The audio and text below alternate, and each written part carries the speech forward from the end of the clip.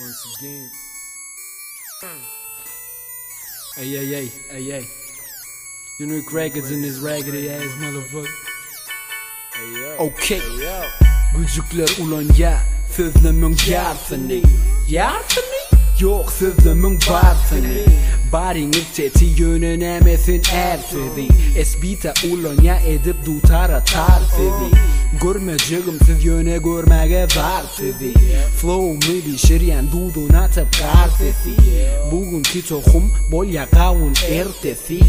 Datmak üçün 20 yaşıl bertesi. Dilim uzun yok hepimin keltesi. Bunu eştenin ağır ya kellesi.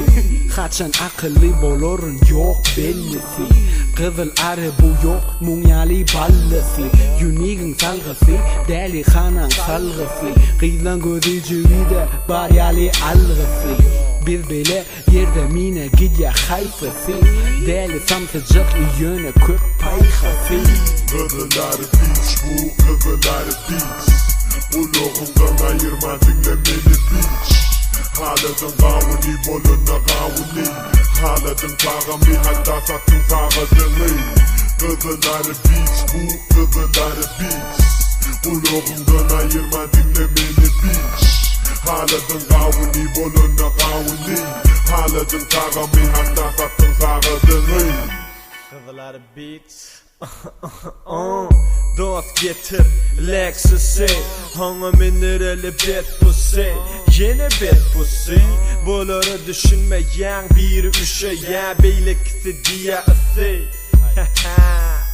Bir gülü otur beylikini çıgısı İkisem yaş yaşlı kız yanı rafli Olun yakımlı Hanka yaşlı biri sepiptir şanel Beylikisi jivanşi Yaş toy bile cana bile du Maşili baryalar her iki adımdan diye Yaş toyun önünde yaşacık bala du Canan önünde cetinden cana Varsını üşürsün çıkar 4 hafta buz Maşinin olmasa bulur yarana bat ya dur Yaşılın olmasa yengil kellelen gövlü bu Aşkavat night, aşkavat life bu Kızılar beach bu kızılar beach. Uluğundan ayırma dinlemeli beach. Haladın gavuni boluna gavuni. Haladın kağami hatta sattın sağadını. Kızılar beach bu kızılar beach. Uluğundan ayırma dinlemeli beach. Haladın gavuni boluna gavuni.